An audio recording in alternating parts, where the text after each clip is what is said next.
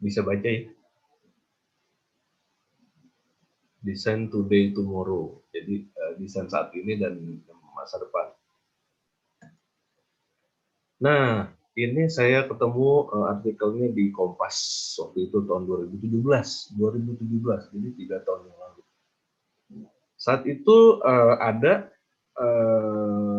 artikel ini gitu ya, di mana profesi-profesi yang terdampak revolusi industri 4. Ya. Yang hijau ini adalah yang tetap aman gitu ya, malah bertumbuh. Gitu. Kalau yang abu-abu itu netral, sama aja. Kalau yang merah itu yang akan profesinya nih lama-lama nih akan hilang. Ya. Nah, saya langsung nyari desainer ada nggak? Ada loh, desainer. Nah, desainer ternyata tetap sama. Jadi tetap dibutuhkan. Syukurlah desainer tetap dibutuhkan. Akhirnya kita masih punya kerja. Gitu. Tapi apa yang terjadi teman-teman? Curiga juga sih, apakah betul gitu ya? Betul sih, tapi mindsetnya tuh sebetulnya sudah berubah soal desain sekarang. Memang tetap dibutuhkan, tapi mindset soal desain di masyarakat, di klien, di mana-mana berubah. Ya. Perubahannya seperti apa? Kita lihat. Perubahannya karena ini, yaitu apa? Teknologi yang makin canggih ya, apps design terutama ya. Terus kita bisa mendesain dengan instan, cepat, mudah, gratis. Tidak perlu desainer ini mah. Anak kecil juga bisa pakai. Dan langsung bagus. Kenapa? Karena modalnya template. Template, mockup, ya. Clip art, terus icon-icon yang gratisan-gratisan. Modalnya itu. Jadi tidak mendesain dari nol lagi. Tidak ada riset. Semuanya dari template, dari apa itu langsung bisa. Dan itu banyak sekali bertebaran di internet dan kita sering pakai dan bagus-bagus banget ya. Bahkan saya sendiri kalah desainnya dengan template dan mockup yang ada di pasaran gitu. Jadi itu mempercepat desain. Itulah modal apps tadi ya. Jadi tidak perlu mendesain dari nol lagi. Siapapun sekarang bisa jadi desainer ya. Ini contohnya adalah desainer kampung nih. Jadi orang-orang desa banyak nih di daerah Magelang, di daerah sekarang banyak sekali di sekitar Jogja banyak sekali. Terus sekarang makin berkembang ke Sumatera, ke berbagai daerah di Indonesia itu makin banyak komunitas desainer kampung, kampung desainer, di mana mereka tuh saling belajar gimana mengikuti supaya menang kontes logo, kontes desain. Jadi mereka adalah mereka sebut diri mereka itu desainer. Sama dong dengan kamu gitu yang sekolah gitu. Mereka juga bisa mendesain, jangan-jangan juga desainnya lebih bagus dari kamu. Ya. Tapi desainnya by pengalaman aja, tanpa teori, tanpa tapi bagus hasilnya ya, dan sering menang gitu. Oke. Jadi siapapun bisa jadi desainer nih. Nggak perlu kuliah. Jadi mindset itu yang muncul sekarang ini. Desainnya tetap dibutuhkan, mindset soal desainnya berubah. Ya. Mindset berubah, otomatis esensinya nanti desain berubah. Nah, karena itu juga harganya jadi murah. Murah bahkan gratis. Contohnya kalau kamu misalnya ngeprint di digital printing, biasa tuh mereka akan kasih gratis desain. Yang penting ngeprintnya bayar. Itu kan digital printing. Tapi bagi desainer yang memang kerjaannya adalah mendesain saja, nggak mungkin gratis. Kamu dapat uang dari mana? Ya, kita bisa lihat promo gratis desain bisa ditunggu, bisa ditunggu. Ya karena kan yang tadi saya bilang pakai clip art, pakai mockup, tidak perlu dari nol. Logo murah cuma 80.000 ya. Ya, tidak perlu sekolah 4 tahun sudah langsung bisa dapat uang banyak. Ya itu contoh-contoh mindset yang zaman sekarang itu yang terjadi satu. Harga desain makin murah dan gratis. Oke, kedepannya gimana yang terjadi? Kedepannya para ahli bilang ya, Ini ada direktur eksekutif 30 Weeks ya. Ini adalah kreatif content nih, kreatif studio. The line between design and business will continue to blur. Jadi hubungan antara desain sama bisnis tuh jadi nggak jelas. Yang mana desain, yang mana bisnis, mereka ngeblur menjadi satu. Distinction between engineering and design become blurrier. Jadi juga ngeblur antara desain dan engineering. Desain dan teknik. Itu kata John Maeda. John Maeda ini terkenal sekali. Terus definisi desain will loosen up. Jadi definisi desain tuh yang tadi saya bilang, karena mindsetnya berubah segala macam, jadi definisi desain ini juga berubah gitu ya. Itu kata Dwayne Gray. Jadi tidak lagi ketat, tidak lagi tight, tapi loosen up, jadi lebih cair. Desain itu jadi lebih cair. Lalu ada lagi nih, in the end, design as a singular field could become less visible but more relevant. Jadi desain itu makin tidak terlihat, makin blur. Lihat aja dari tadi. Dari tadi dibilang blur, loosen up, less visible. Itu kata John Maeda. Apa sih sebetulnya yang kesimpulan dari semua ini adalah desain akan semakin tidak independen dan semakin melebur dengan dunia. Ya. Itu sudah diramalkan oleh tokoh-tokoh ini, tokoh-tokoh desainer.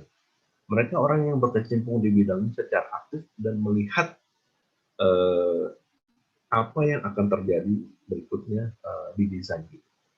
Contohnya sekarang nih, kan ada fakultas yang desain gitu ya, seni misalnya, atau bahasa dan seni rupa. Ada lagi fakultas yang pokoknya jurusan desain itu makin lama tuh akan makin tidak independen, melebur dengan bidang lain. Kemungkinan jurusan-jurusan tuh akan mungkin menjadi unit-unit kecil di fakultas yang lain.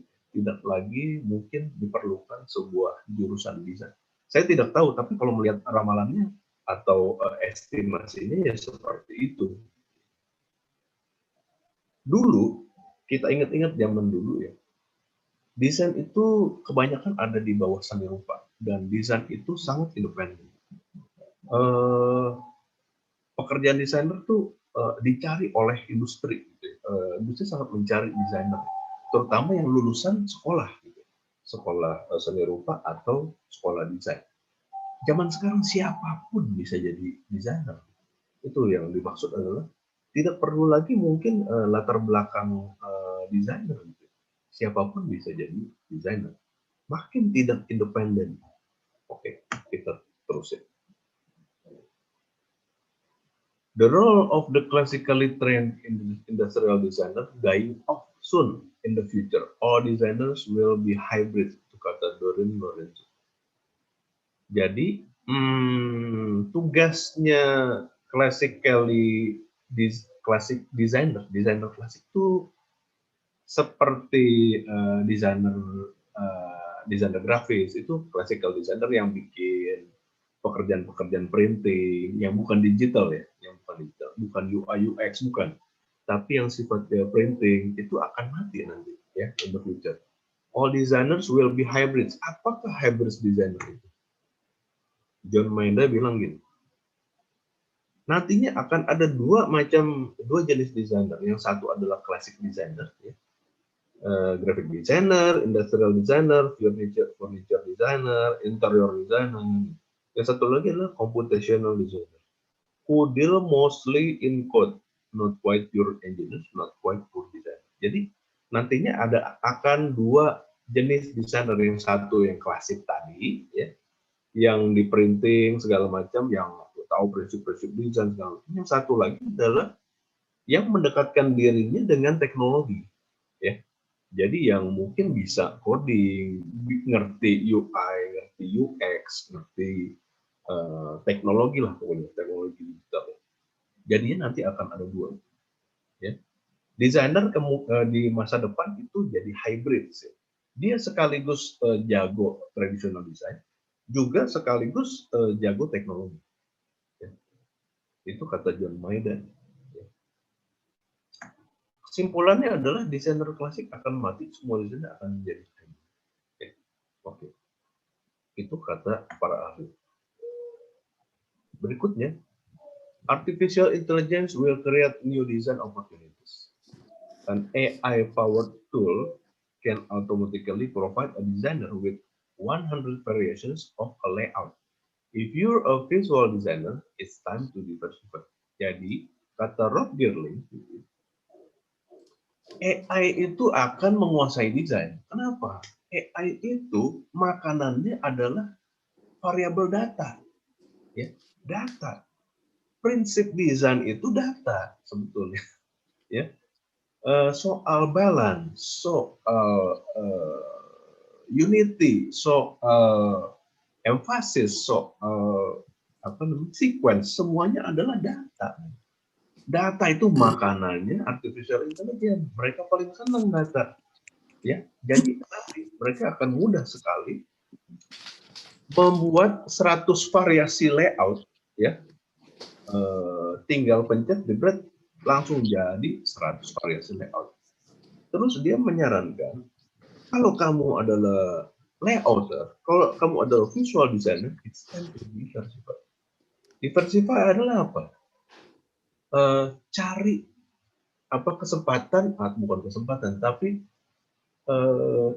menambah topping gitu. Topping tuh kayak pizza atau es krim, topping itu adalah makin banyak toppingnya makin enak. Ya.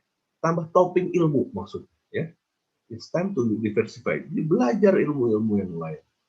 Nah, kalau kamu adalah layouter atau desain yang tradisional, gitu. Oke, kita lanjutkan. Ini adalah contoh-contoh bukti-bukti kalau kamu merasa ini masih lama. Lihatin. Sekarang sudah ada yang namanya Google Auto Draw. Ya.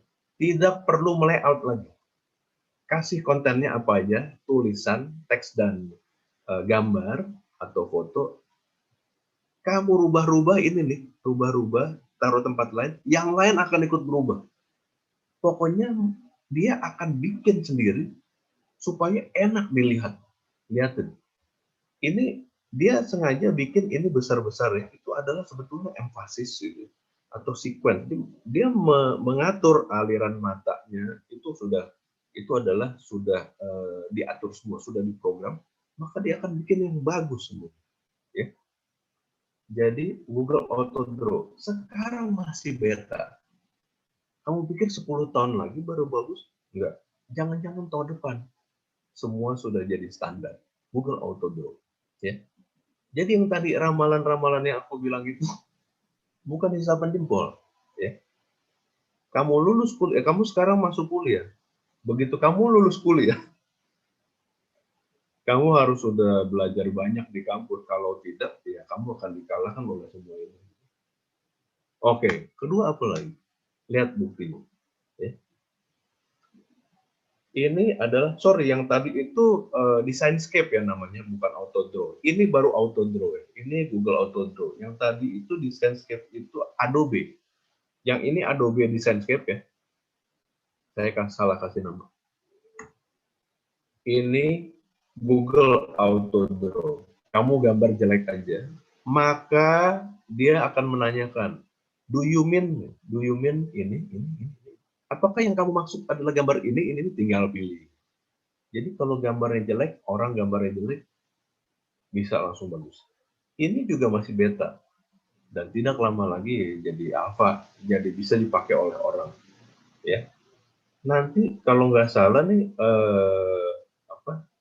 Auto Draw, yang Designscape tadi ya, yang Designscape ini jadi plugin-nya Adobe Illustrator. Ya. Calon plugin-nya Adobe Illustrator. Jadi di Illustrator mungkin kamu nggak perlu ngedesain lagi, layoutnya langsung jadi. Ya. Kalau ini Google Auto Draw. Pelajaran drawing apakah nanti masih update kalau sudah bisa begini gitu. Ini jadi perlu tantangan buat kita. Next, lebih sadis lagi adalah NVIDIA, namanya Gaugan. Ini adalah apps di mana kamu bikin jelek-jelek aja. Ya, contohnya ini adalah awan gitu ya. Ini ada kamu bikin pulau atau apa, langsung jadi 3D landscape. Dia masih mengkhususkan diri pada landscape. Langsung bikin 3D landscape-nya, tidak diperlukan artis 3D landscape lagi. Ini berguna banget nih untuk di film, untuk di animasi, untuk dimanapun. Ini kamu sudah bisa coba. Saya sudah pernah coba sendiri ya. Semua ini saya sudah pernah coba apps ini. NVIDIA Gaugan ini benar-benar mencengangkan. Ya, teman-teman, gimana? Ya, sangat menantang kan jadi desainer? Oke, kita lanjutin dulu. Ini lagi lebih sadis lagi. Pelajaran tipografi, nggak tahu nih saya apakah akan ada apa enggak nantinya. Namanya Adobe Fonforia. Fonforia tuh font seperti biasa, P-H-O-R-I-A, Fonforia ya. Ini juga masih beta, masih dicoba-coba. Kamu tinggal foto dari misalnya punggung truk ya, truk pasir, truk apa tuh kan biasa ada tulisan-tulisan yang aneh-aneh itu. Kutunggu jandamu dan lain-lain itu, ya. Itu kamu foto aja, kamu foto masukin Adobe Fonforia, dia langsung capture font-font ini, langsung membuat satu set font lengkap dengan tanda baca, dengan huruf besar kecil, dengan semuanya, ya. Dan kamu langsung bisa uji coba, ya, pakai virtual reality di handphone juga, di apps dia. Misalnya nih ada ini langsung diterapkan font yang tadi ini, ya, langsung diganti nih, langsung diterapkan pakai font yang ini. Coba teman-teman, gimana? Ada yang mau komentar dulu nggak nih sampai sini nih? Teman-teman, silakan jika ada yang ingin ditanyakan atau ingin sharing sebelum dilanjutkan oleh Pak Surya. Sadis. Ya. Gimana menurut Pak Cahyo? Wah, menarik sekali Pak Surya, terutama karena posisi desain ya, desainer dan juga pendidikan desain yang sekarang juga punya korelasi dengan artificial intelligence itu, wah, ya dipertanyakan ya pendidikan desain nanti. Ya betul Pak. Mungkin bisa dilanjut dulu Pak Surya, Oke, sebelum baik. ya sambil kita menanti pertanyaan atau respon dari teman-teman. Baik. Oke, itu tadi adalah bukti-bukti bahwa tidak jauh lagi. Bukti-bukti bahwa kita harus bersiap sedia. Ya, tidak jauh lagi. Contohnya zaman dulu deh, waktu pada saat handphone itu belum banyak dipakai orang. Kita mau beli aja mahal banget gitu ya. Terus lama-lama handphone makin murah dan kebeli oleh kita. Terus setelah itu apa yang terjadi? Kita melihat dengan kaget tukang sayur pakai handphone. Ya kan? Tukang sayur pakai handphone. Waktu itu belum ada smartphone. Ya. Tukang sayur pakai handphone. Hah? Pakai handphone tukang sayur. Itu kaget. Dan itu apakah lama prosesnya? Tidak lama. Paling butuh 3-5 tahun. Ya. Setelah itu apa yang terjadi? Smartphone. Smartphone pada saat itu tidak semua orang punya smartphone. Ya. Masih handphone. Lama-lama sekarang siapapun punya smartphone. Anak kecil main iPad. Ya. Apakah 10 tahun lalu sudah begitu? Belum. 10 tahun lalu belum begitu. Artinya apa? Kita ini kagetnya baru. Ya. Kita ini kagetnya baru dan kagetnya luar biasa kaget. Jadi tidak butuh waktu yang lama bagi semua apps ini, bagi artificial intelligence untuk menguasai pekerjaan-pekerjaan desain. Oke, kita lanjutkan. So what can we do? Ya. Nih teman-teman nih bisa lihat. Revolusi Industri 4 ya sebetulnya tidak cuma menyisakan kekhawatiran buat kita di sana, tapi juga optimisme ya. Lewat terciptanya 1001 lahan kerjaan baru. Ini oke lah, ini bukan pekerjaan desainer ya. Mungkin yang teman dari bidang-bidang lain ya. Tapi ini dulu 10 tahun lalu belum ada ya. App developer, social media manager, driverless car engineer, cloud computing specialist, big data analyst, yang namanya aneh-aneh. Ya. Drone operators, dulu apaan drone gitu ya, bagaikan impian. Sekarang semua orang main drone. Online shop dulu apaan sih, kita nggak ngerti. Oh ternyata toko online gitu ya. 3D printer operator. Ya, sekarang makin banyak nih. Bahkan ada genetic counselors. Jadi kamu bisa pilih, kalau kamu hamil bisa pilih mau anak laki atau perempuan dan lahirnya kapan. Itu bisa dipilih. Oke, influencer. Dulu mana ada gitu ya. Oke, ya. Jadi banyak pekerjaan-pekerjaan baru yang mungkin di sini kita lihat yang bukan desain. Sekarang kita lihat pekerjaan desain yang baru itu seperti apa. Tapi melihat yang tadi ada kesimpulannya apa? Kita bisa jadi apapun yang kita inginkan. Oke. Kesempatan terbuka lebar sekarang. Ya, bukan cuma ketakutan. Oke. Nih, dulu iklan ramai di media massa ya. Ini di Jogja nih. Pemandangan Jogja tuh sampai kita sulit melihat langit biru Jogja, sulit karena billboard, papan iklan. Itu banyak sekali. Nah, sekarang pindah benar-benar ke HP. Ya. Kita lihat nih, sekarang billboard itu banyak yang kosong. Di Jakarta terasa betul efek ini gitu ya. Semua pindah ke HP. Ya. Kalau kita lihat nih di belakang ini nih, ini infografik ini yang sampai sulit sekali dibaca, ini logo-logo semua. Adalah pemain digital advertising untuk mobile. Ya. Pemain ini semua. Ya, ini adalah pemain-pemain besarnya, agensi-agensi besar. Di sini pemain kecil-kecil banyak sekali. Sampai saya juga belum tahu ini maksudnya apa, gitu ya. Ini semua adalah lahan baru bagi desain. Ya. Jadi yang tadinya tradisional harusnya sih sekarang sudah pindah ke HP semua.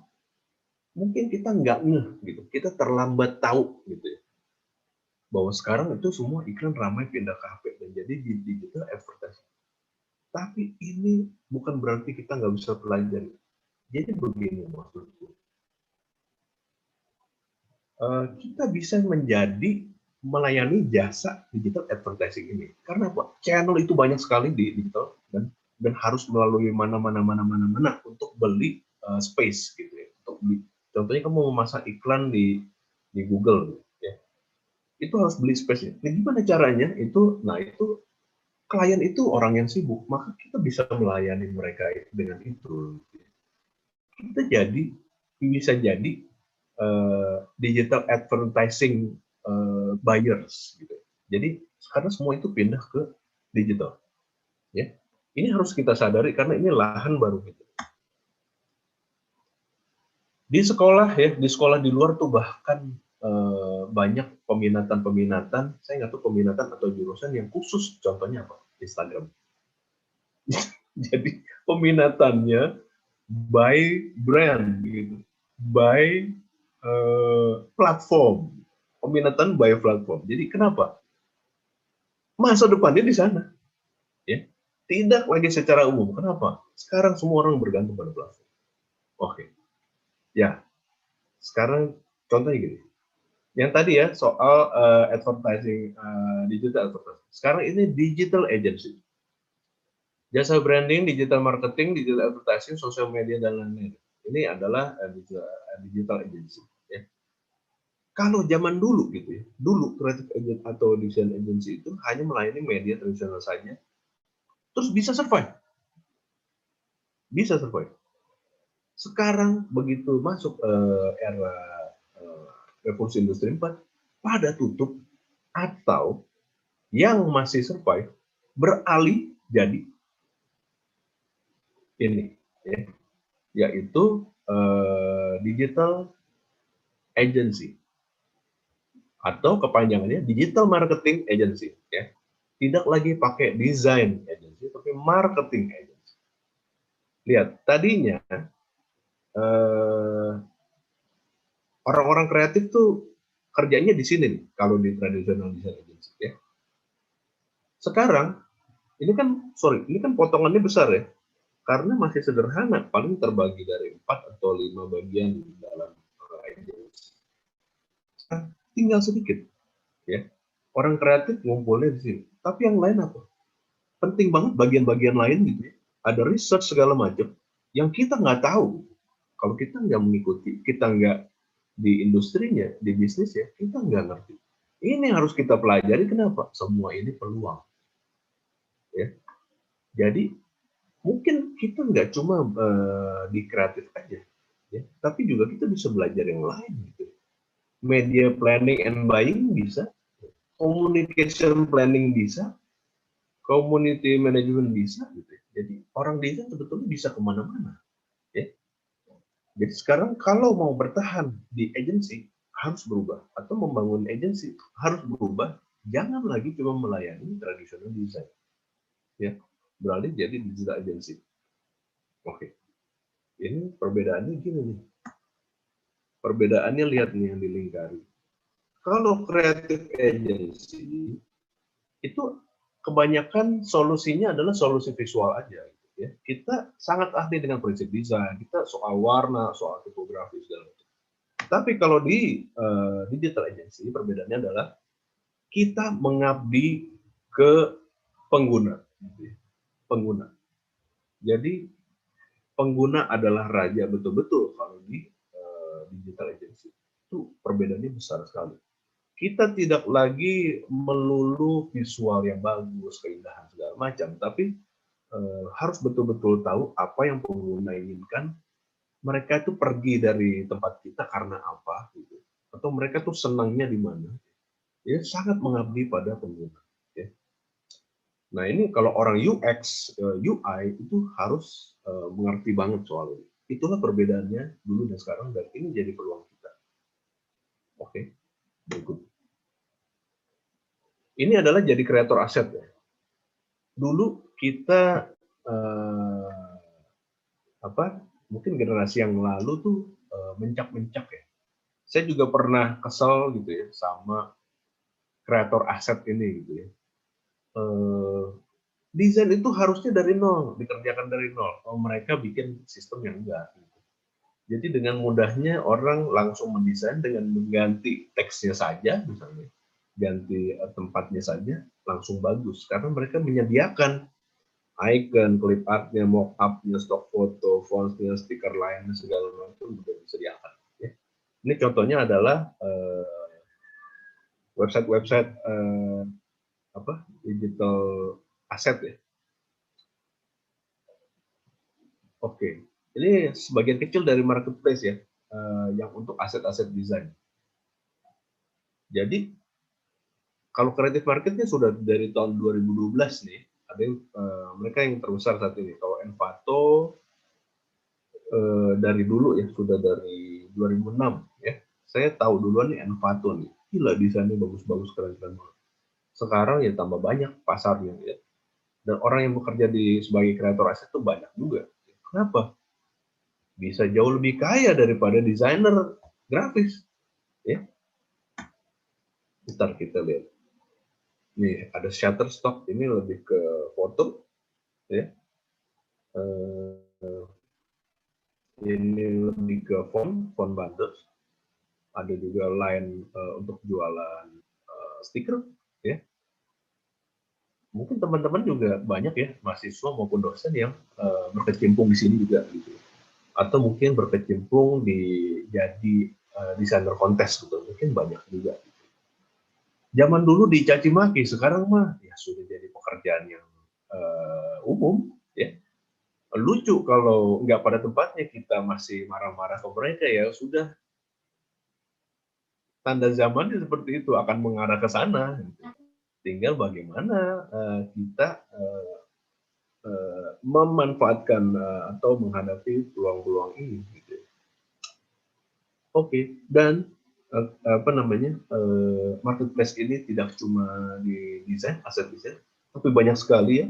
Ada juga yang sifatnya seni, kriya, gitu, komik digital. Seni itu seperti Etsy, gitu, komik digital, ilustrasi, 3D dan bumper untuk film, acara TV, sound, musik, gitu. Semuanya dijual, aset-aset itu tinggal pakai.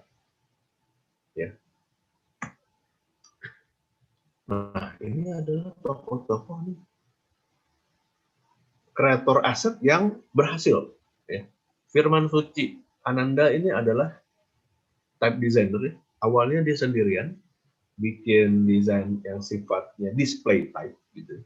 Display type tuh untuk judul yang besar-besar yang menarik-menarik. Sekarang hampir tidak pernah mendesain lagi, tapi merekrut anak buah yang banyak ya untuk bikin font, sehingga brand dia gitu ya terjual banyak sekali di marketplace ya, dan kaya raya. Jadi kaya raya. Ya, begitu ditanya waktu itu ada suatu acara, kami tanya, kira-kira pemasukannya berapa sebulan? Sebulan. Dia bilang, aduh, aku nggak enak kalau bilang angka gitu ya. Jadi dia bilang, ya paling bisa beli satu rumah lah satu. Gitu. Ya kamu bisa kira-kira sendiri berapa penghasilannya ya. Dia jadi membentuk satu tim untuk sebagai desainer ya, untuk membuat karya-karya font, aset desain. Satu lagi, bikin stiker lain saja, tapi yang banyak. Maka gitu ini jadi kaya raya. Aku nggak pernah nanyain apa namanya pemasukannya, aku nggak nanya, nggak enak. Tapi aku yakin orang ini kaya sekali. Kenapa? Karyanya banyak sekali. Mereka karena dia juga merekrut orang untuk membuat stiker lain. Dia pakai brandnya namanya Segocha. Kamu mungkin kalau di line cari yang Segocha nih. Ini salah satu, cuma salah satu brand dia. Banyak lagi ya, dan sudah laku banyak lagi. Oke, itu cuma dua contoh ya orang tokoh yang berhasil dari berjualan aset, dan pasti survive nih. Sudah ada bukti nyatanya. Ya. Jadi ini alternatif pekerjaan juga nih. Oke, next.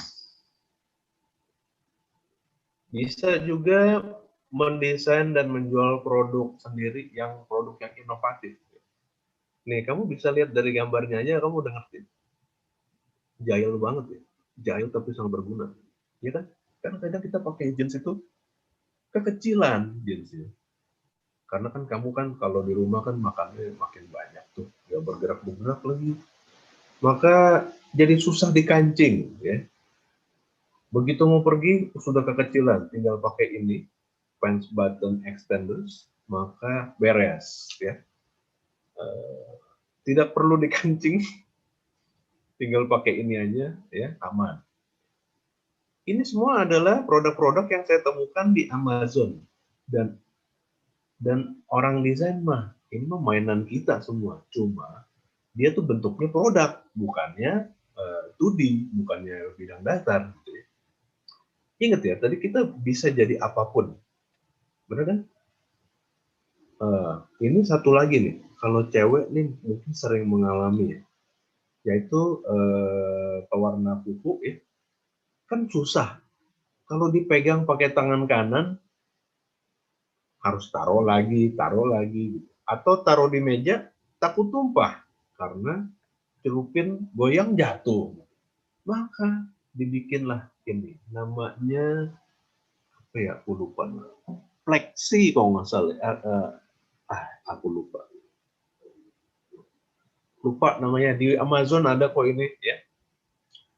Satu lagi nih, kalau mau ngopi sambil makan snack ya, pakai ya bikin seperti ini. Oke lah kopinya makin dikit, tapi ada tempat snacknya. Daripada pakai cangkir, pakai piring, pakai cangkir taruh di situ juga, snacknya taruh di piringnya, ya gampang jatuh kemana-mana gitu ya. Nah ini adalah solusi yang bagus sekali. Mungkin kamu bisa bikin cangkirnya digedein lagi nih, ya, sehingga kopinya juga bisa tetap banyak. Gitu ya. Contohnya Pak Arif kan doyan sekali ngopi tuh. Nah dia nggak cukup nih kalau segini, ya Pak Arif. Nah, Pak Surya kecil. nggak kuat ngopi segini, Bang. Ngantuk lagi ntar. Gitu. Nah jadi syaratnya apa nih teman-teman? Kita harus tidak boleh terhipnotis oleh predikat visual kita. Tapi harus meluaskan diri bahwa kita bisa jadi siapapun. Itu cara menghadapi masa depan yang tidak menentu. Gitu.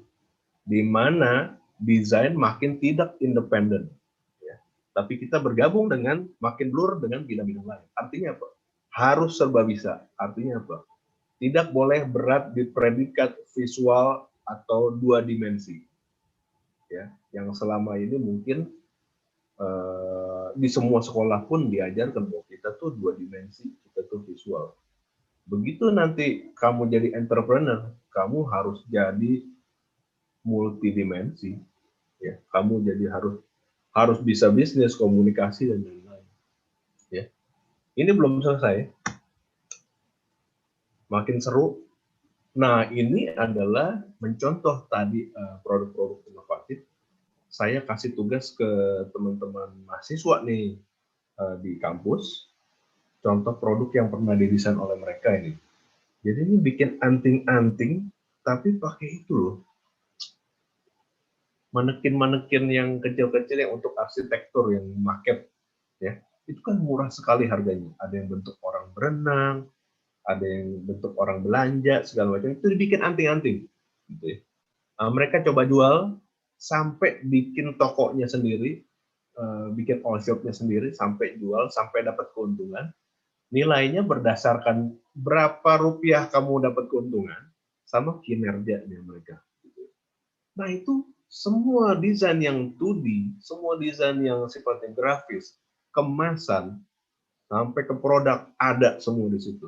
Jadi tugas ini menurut saya kaya sekali.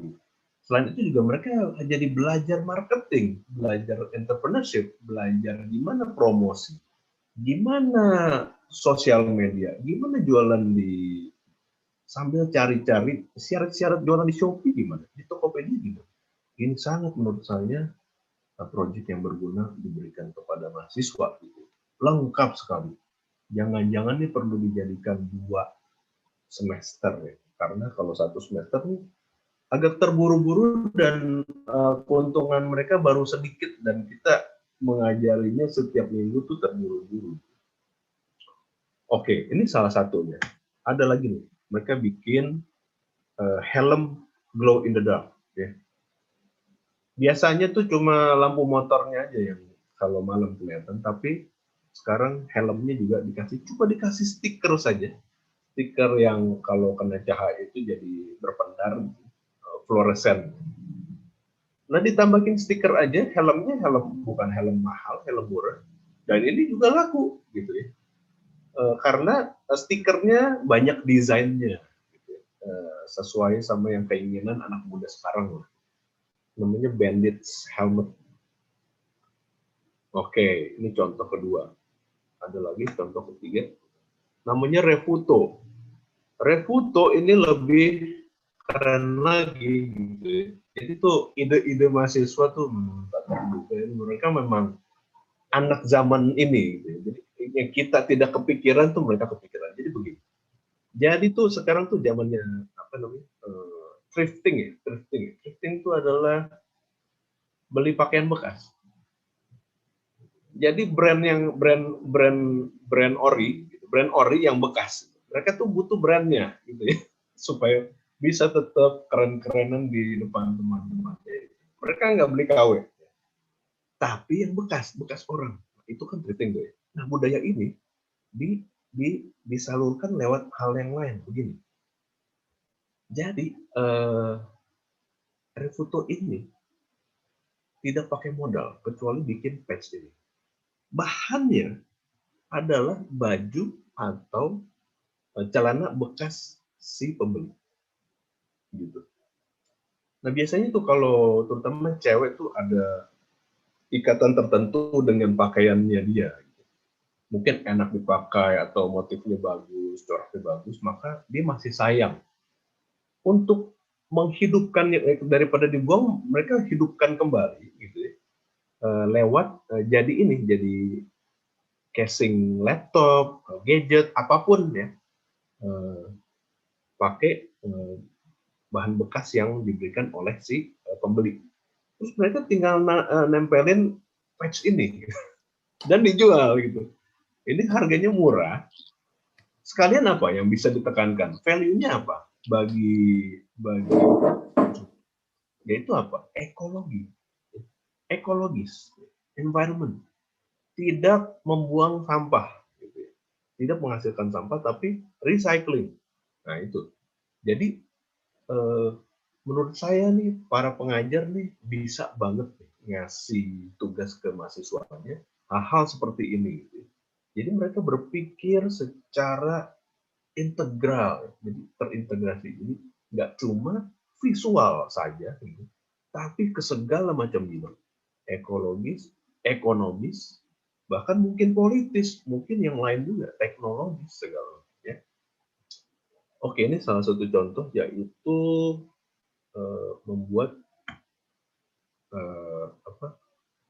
produk inovasi. Ini juga contoh yang berhasil, yaitu membuat kerajinan, membuat kria. Ini pakai paper quilling namanya. Paper quilling itu kertas yang diual-ual terus jadi ini ya, jadi boneka kecil, jadi orang, jadi bisa jadi bunga. Pokoknya materialnya kertas dan sangat murah gitu. Tapi jadinya mahal kenapa? Karena dibentuk jadi keren gitu. Dibuat bunga seperti ini mahal sekali nih ya harganya. Untuk pajangan, terus bisa juga di custom jadi seperti keluarga seperti ini. Ya. Nah, ini namanya Agus Winarto. Ya. Produknya namanya Kertase. Ini contoh berhasil. Ini juga bisa jadi pilihan pekerjaan kamu. Ya. Kertase Craft namanya. Ya sampai diwawancara di TV swasta segala macam ya. Ini sudah berhasil. Oke. Jadi betul-betul kita tidak bisa, kalau kita bertumbuh pada visual saja dan 2D saja, kita akan kalah. Kita akan tersambung. Kita harus lepas dari predikat itu sehingga kita bisa jadi apa saja. Tapi satu yang masih nempel itu apa? Kreatif. Ya. Juga Craft Bar ini ex-mahasiswa di salah satu perguruan tinggi swasta juga yang ini. Saya kenal dekat karena rumahnya tetanggaan. Nah itu dia bikin sampai sekarang juga masih jalan. Namanya Craft Bar. Ini adalah boneka flanel dari kain flanel. Murah sekali harganya, bahan bakunya. Tapi begitu di custom, harganya berkali-kali lipat. Ya. Ini laku keras dan saat pandemi gini juga masih laku dan bisa menghidupi dirinya, gitu ya. Ini terbukti bahwa ini bisa survive. Ya. Bisa jadi souvenir atau juga hadiah ya, hadiah bagi wisuda, kawinan segala macam. Oke. Satu lagi adalah transmedia storytelling. Mungkin Anda pernah dengar juga. Ini adalah bentuk lain, bukan bikin produk inovatif, tapi ini poinnya adalah menciptakan karakter dan cerita lalu diaplikasikan ke berbagai media dan platform komunikasi. Ya. Jadi contoh paling nyata adalah Marvel. Itu kan komiknya sudah lama ya. Komiknya sudah lama. Itu adalah itu. Ada tokoh, ada kisah. Poinnya adalah itu. Kontennya itu.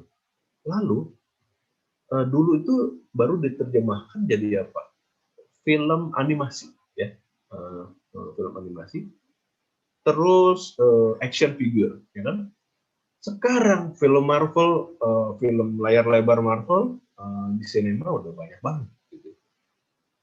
Ke game juga sekarang. Nah itu adalah contoh-contoh transmedia storytelling. Transmedia artinya multimedia gitu ya.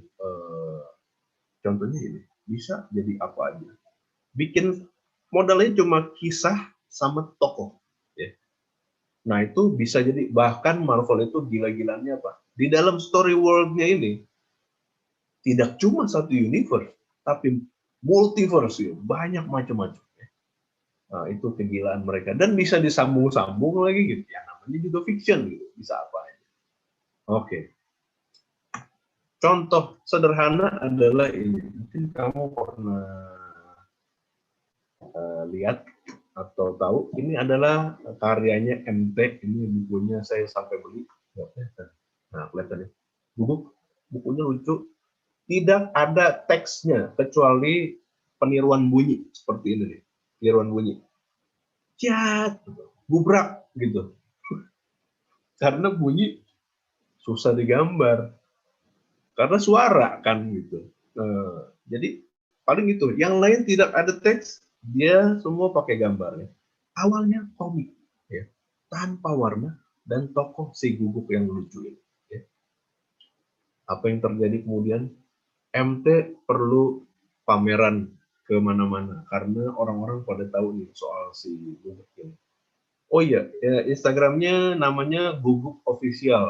Guguk itu GUGUG strip bawah official. Ya.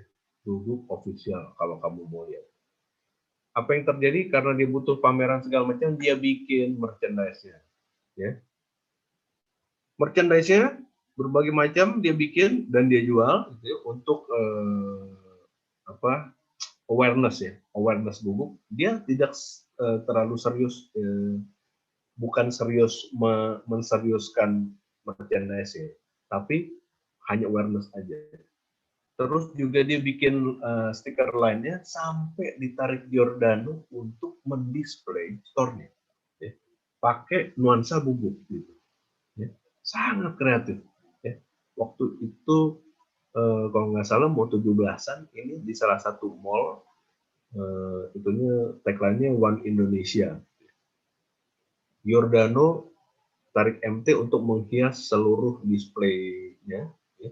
Pakai tokoh-tokoh yang ada di Guguk itu dan pakai warna-warnanya Guguk yang cuma hitam putih sama merah karena yang tadi yang menjelang 17-an. Ini jadi keren sekali dan bisa kemana-mana. Ini membuka mata kita bahwa satu tokoh, satu kisah bisa diterapkan kemana-mana. Dia sampai menggambar, kalau kamu lihat ini kecil nih ada gambar sepatu, sampai menggambar di sepatu. Karena MT memang ilustrator. MT itu singkatan dari Muhammad Taufik. Lanjut, ada lagi namanya Ghost Parrot. Ghost Parrot juga saya sampai beli bukunya nih. Nih Ghost Parrot. Ya. Ternyata bukunya kecil, saya pikir besar dan hardcover ternyata kecil ya. Sebesar buku komik ya. Ghost Parrot bahkan tidak ada ceritanya. Isinya cuma tokoh-tokoh lelembut Indonesia, setan-setan lokal ya. Indonesia memang banyak sekali yang bisa digali. Dari tadi tuh saya bilang tukang makanan bunyi-bunyi beda-beda ya. Itu kenapa yang belum ada yang mendokumentasi? Padahal itu keren sekali menurut saya. Kenapa? Awalnya dulu pasti si tukang pertama itu bentuknya masih icon kalau di visual, yaitu misalnya nih sate Padang gitu, maka dia akan bilang dengan lengkap sate Padang gitu. Lama-lama keturunan-keturunannya makin abstrak. Gitu doang ya kan. apaan teh gitu ya. Orang barat mah akan bingung sekali, tapi kita ngerti. Abstrak tapi ngerti, dan itu menurut saya perlu banget diteliti. Keren. Didokumentasi. Nah, ini juga nih, ini adalah dokumentasi setan-setan lokal. Jadi nama bukunya Bau Sastra Lelembut. Gitu. Jadi adalah kumpulan setan-setan lokal, tapi digambar ulang dengan ciri-ciri kayak anime, manga gitu loh, kayak ke Jepang-Jepangan dikit. Sehingga populer bagi anak-anak muda. Ya. Itu, jadi ada tokohnya, ada nih gambarnya nih. Contohnya nih, ada gambar nih. Kelihatan nggak? Ini ada gambar. Sebelahnya adalah kisahnya, cerita tentang si hantu itu. Macam-macam, ada jerangkung, ada buto merah. Saya nggak ngerti. Di Jawa banyak nih. Di Jakarta nggak banyak, kalau di Jawa macam-macam. Saya sampai nggak ngerti apa aja. Oke, diterapkan kemana? Walaupun tanpa cerita, diterapkan ke macam-macam. Asal kamu punya ya ide kreatif, ini betul-betul dibuat merchandise-nya sampai bikin bajunya berbentuk batik motifnya, ya. Ada jaket, ada baju yang panjang, segala macam yang saya lihat. Ada gantungan kunci, bantal. Ini bantal jadi keren banget bantalnya ini. Bonekanya seremnya minta ampun. Sampai ke game. Gamenya PS sama apa nih? Nintendo ya kalau nggak salah ya. Logonya merah. Yang nge-game ngerti nih. Mas Tri ngerti nggak? Saya lama nggak nge-game ini. Ya, jadi ini yang namanya transmedia storytelling. Jadi dari bahkan ini nggak ada kisah, dan kisahnya baru diambil, baru dicari pada saat dia mau bikin gamenya. Ya. Itu pun bisa, gitu, asal kita punya ide kreatif. Jadi ini nih akan jadi tren masa depan menurutku, yang bisa dijajaki oleh desainer. Oke. Di era digital ini kesempatan berkarya dan memonetize, ya, menguangkan ya, karya tersebut tuh bagi desainer dan orang kreatif itu sangat terbuka lebar. Sehingga bagaimana kita mau meluaskan pandangan dan mengubah mindset jadul kita ya jadi kekinian. Ada lagi, sebetulnya banyak sekali. Ini mungkin bukan murni transmedia storytelling, tapi karena mereka lebih ke visualnya saja, sedangkan storytellingnya itu dianggap si publik itu sudah ngerti semua. Gitu. Ini adalah telusur kultur, namanya telusur kultur. Jadi membuat kemeja-kemeja gini dengan motif-motif motif-motif storytelling Indonesia. Contohnya Timun Mas, Sri Kandi, Gatot Kaca, Le Folklore, Homme Libre, La Culture. Ini contohnya ya, stylenya seperti Tintin ya, tapi adalah tokoh-tokoh pahlawan Indonesia. Jadi jadi keren karena stylenya ini dan itu diterapkan ke baju kaos gitu. Nah ini yang saudaraan sama ini agak banyak. Artine kain mungkin pernah lihat juga, Artine kain itu juga sejenis ini. Juga ada lagi yang mungkin sudah lebih besar adalah Sepiring Indonesia. Sepiring Indonesia tidak cuma baju kemeja, tapi sampai ke piring, menggambar di piring, tas wanita, dompet, sampai kain, shawl, segala macam, lebih luas.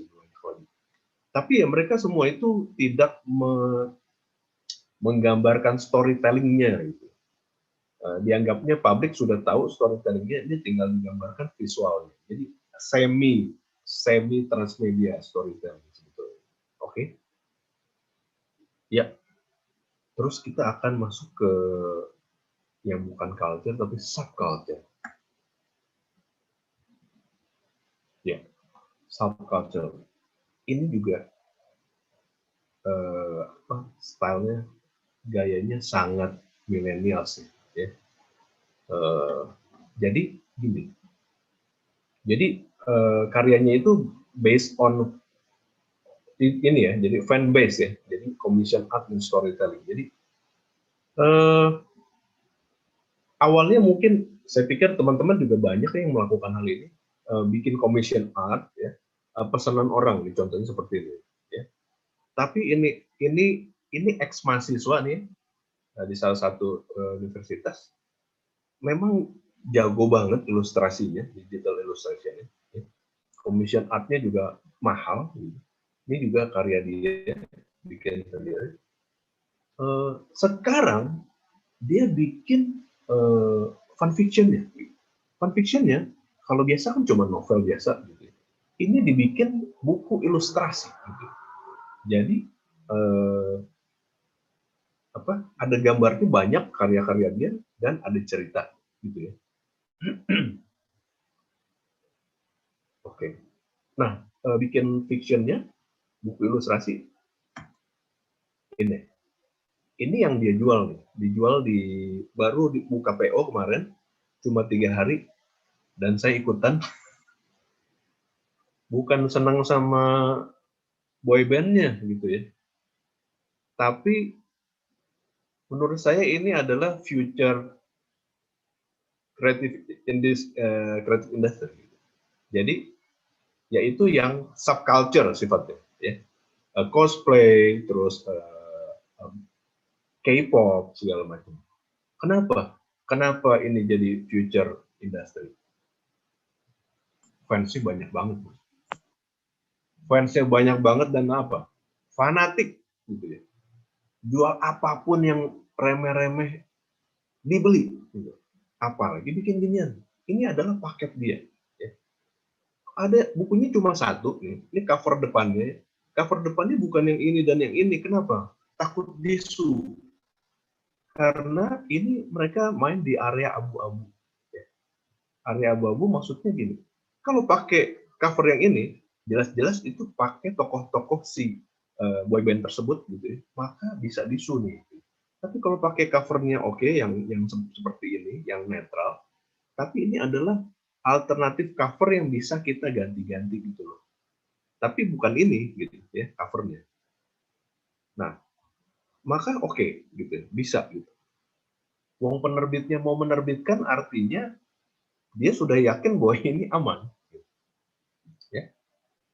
Terus juga selain buku ini dipaketin sama dia, ada 50 lebih fan art ya. 50 ya? Iya, 50 lebih. Dikasih kartu-kartu ini, ada di dalamnya ada gitu. Ya, random postcard gitu ya. Ini adalah dia kasih tarot ya. Kartu tarot tapi bohong-bohongan, bukan tarot beneran gitu. Kalau tarot beneran ntar pada nggak mau beli. Terus kasih lagi macam-macam, kalau nggak salah kalender segala macam. Nah ini nih anak-anak itu senang sekali nih, apalagi fansnya gitu. Itu sampai setiap hari tuh dikirimin message gitu ya, si anak itu. Kebetulan dulu saya ngajar dia, jadi pengen tahu, terus saya update terus gitu. Karena ini menarik sekali. Nah ini saya pikir adalah future creative industry yang kita mungkin belum pernah lirik atau tidak terlalu melihat, tidak memperhatikan. Ada lagi yang sifatnya yang tadi adalah subculture, ini adalah indie. Indie itu tidak mainstream. Nah, anak ini ilustrasinya jago banget. Padahal masih kuliah. Nah, melihat kegilaannya ini, jadi gini, dulu dia pernah juga kuliah di antropologi. Jadi, sangat kuat sejarah dan risetnya. Kenapa teman-teman perlu riset? Karena itu yang melandasi karya kamu. Begitu ada riset, ada sejarahnya full sejarah, maka orang tidak lagi melihat ini sebagai suatu karya visual saja, tapi apa? Storytelling. Gitu. Itu yang menarik, yang membuat suatu karya itu value-nya bertambah banyak. Ini contohnya dia buat sejarah kue lapis, ya. Ilustrasinya memang jago banget. Sejarah kue lapis, ya, ngeriset sendiri. Kue lapis itu terdiri dari apa? Ini kue lapis legit, ini kue lapis Surabaya, ini adalah kalau nggak salah kue lapis dari Kalimantan. Aku nggak ngerti gimana bikin coraknya jadi bisa begini. Gitu. Kalau lapis ini kita masih ngerti bikinnya selapis-lapis. Ini gimana coba? Parah, ya. Nah, bayangin, aku tuh cowok, tapi jadi tertarik ngelihatnya. Oh iya ya, gimana? Nah, itu karena apa? Storytelling-nya. Satu lagi nih, dia stylenya emang jago banget. Bisa bikin style seperti apa? Overlay itu loh. Rendering, cetak render yang tidak sempurna seperti komik-komik jadul. Ya. Itu dia bikin cuma pakai itu digital painting, ya. Pakai digital painting. Nah, ini contohnya ada apa? Dasar anak antropologi nih. Ini adalah poster, suatu acara poster di mana pameran budaya kuno Makassar dan aborigin. Ternyata dia sih bilang Makassar. Teman saya bilang yang pelaut itu Bugis, Makassar itu di gunung. Ternyata pelaut-pelaut Makassar dan Bugis Sulawesi itu sudah berlayar sampai ke Australia dan menjalin kerjasama, menjalin budaya, menjalin relasi yang baik dengan orang-orang aborigin. Sampai banyak peninggalan perpaduan budaya tersebut di Australia dan di Sulawesi. Itu luar biasa. Kalau anak antropologi ngerti, ya, tapi kita nggak ngerti. Itulah menariknya gitu, storytelling itu. Jadi kita bisa beranjak dari situ untuk bikin suatu karya yang sangat punya makna. Ini juga karya dia. Menggambar pasti ada risetnya. Ini menggambar. Jadi begini, namanya ini adalah konin sate. Konin sate itu nih ya. Ini akunnya konin sate, wajib di follow karena gila. Konin sate itu dia mau mempersonifikasi Indonesia, kepulauan Indonesia jadi manusia. Gimana mempersonifikasikan? Berarti kan harus tahu ciri-ciri manusia Sulawesi gimana, orang Jawa gimana, ciri-cirinya, sifat-sifatnya segala macam. Ini adalah ini Malaysia, ini Singapura, ya. Lihat di sini kalau teman-teman lihat risetnya, ya, pakai dia sampai ke website namanya Human Phenotypes. Ya. Jadi ciri-ciri visual karakter dari berbagai daerah. Untuk bikin yang Malaysia ini, ya, dia mengacu ke sini. Untuk bikin yang Singapura juga. Nah di Singapura nih di sini ditulis nih, dia adalah orang yang sombong, gitu ya. Anaknya sombong karena tekanan keadaan. Gitu ya. Di Singapura kan memang begitu kan, karena persaingannya sangat ketat, negaranya kecil, gitu ya. Tapi orangnya banyak, persaingan ketat, banyak pendatang. Nah, jadi mau nggak mau jadi tough, jadi sombong, jadi ya, macam itu. Nah ini juga nih tokoh-tokoh yang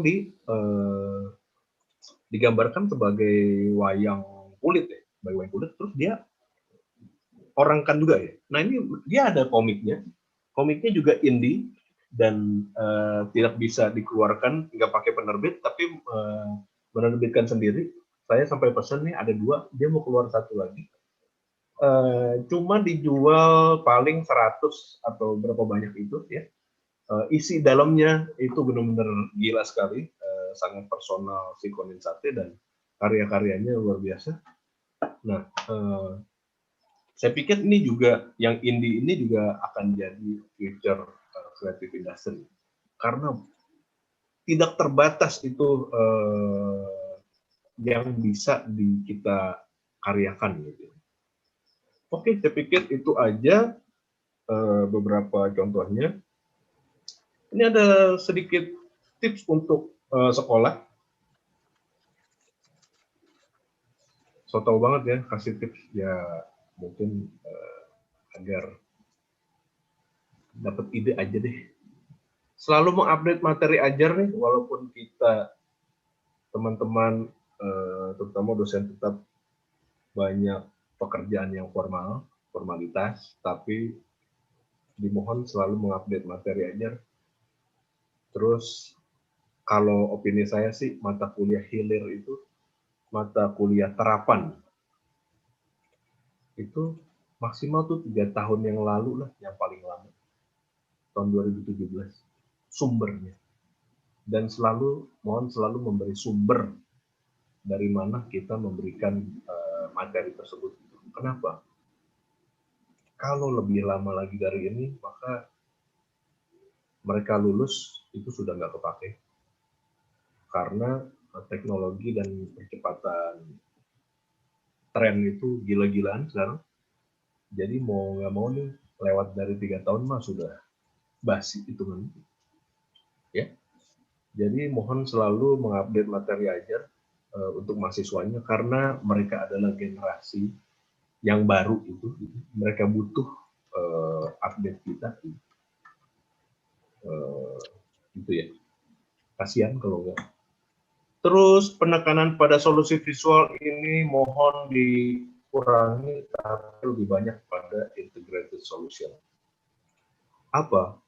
Nggak cuma visual tapi desain, bisnis, teknologi, komunikasi. Ini yang dimaksud dengan integrated. Karena poin-poin ini nih adalah poin inti yang diperlukan. Apapun yang terjadi, perubahan-perubahan terjadi berikutnya. Saya pikir ini yang penting. Solusi visual itu penting tapi bukan segalanya. Seperti yang tadi kita lihat, agensi aja udah berubah, semua berubah. Gitu. Kalau ini kita tidak berubah juga, maka kasihan juga konsumennya. Mengajari memakai software dikurangi, software mah tinggal lihat help atau tutorial juga bisa, tapi perbanyak mengajari riset dan analisa. Ini jauh lebih penting. Jauh lebih penting. Kenapa? Pesaing anak-anak sekarang itu adalah yang jago-jago software semua. Kalau dikejar lagi di software mah nggak bakal sanggup anak-anak kita.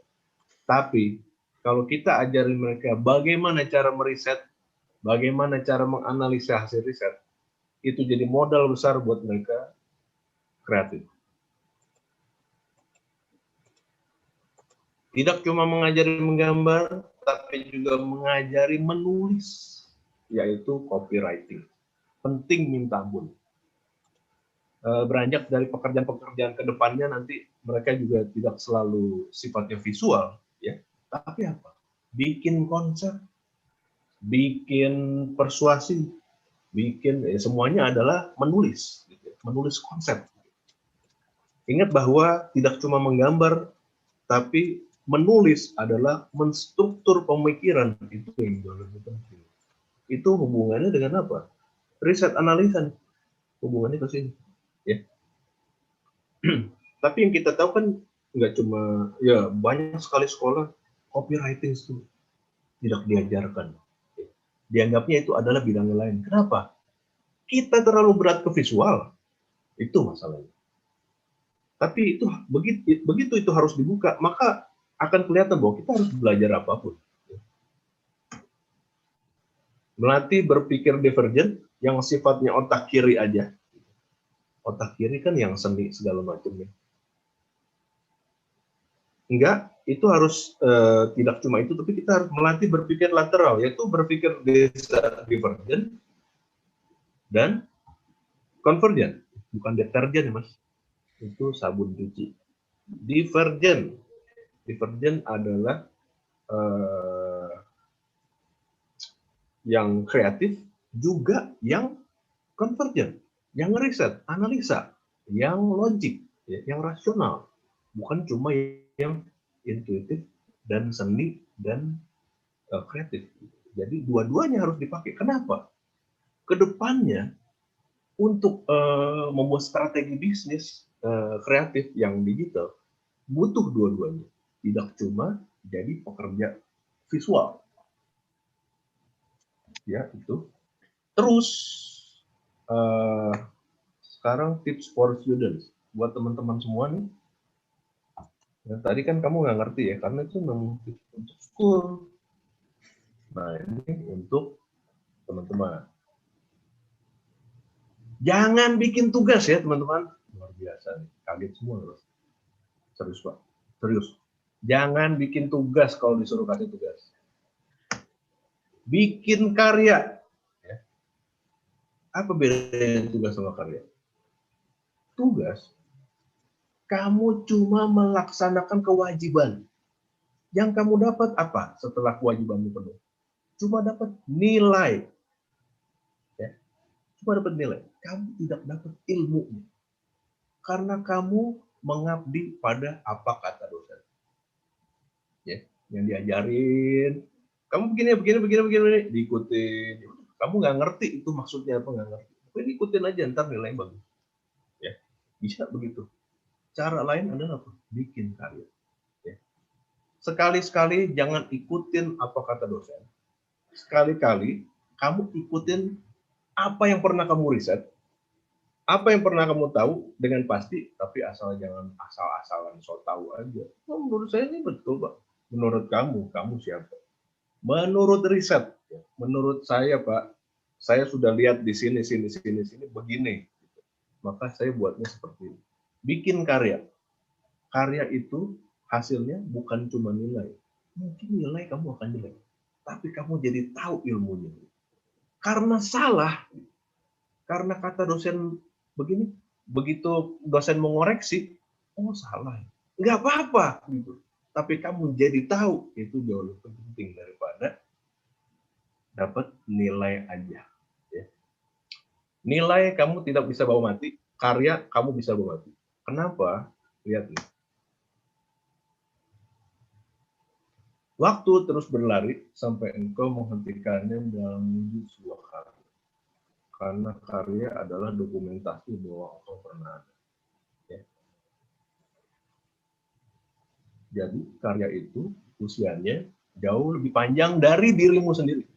Ya. Karya itu sifatnya abadi. Kalau mau abadi, berkaryalah. Jangan bikin tugas, bikin karya. Oke, saya pikir itu aja. Terima kasih sekali Pak Surya. Teman-teman mungkin bisa memberikan hand clap ya di fitur reaction.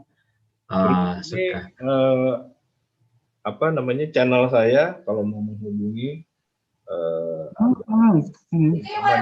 apa tulis kalau teman bisa follow dia. Indonesia. Jadi bisa menghubungi di luar hari ini supaya bisa dapat masukan di Japri. Terus saya akan follow back kalau di mention. Baik, itu tadi beberapa akun dari Pak Surya ya, teman-teman bisa langsung follow, yang belum nanti akan di follow back oleh beliau. Baik, kurang lebih sudah 2 kali 60 menit kita ini tadi mendengarkan pemaparan beliau yang sangat komprehensif tentang prospek bisnis kreatif digital, dan kemudian juga ada banyak sekali contoh sosok sukses ya yang juga berkecimpung di bidang bisnis kreatif digital. Nah, saya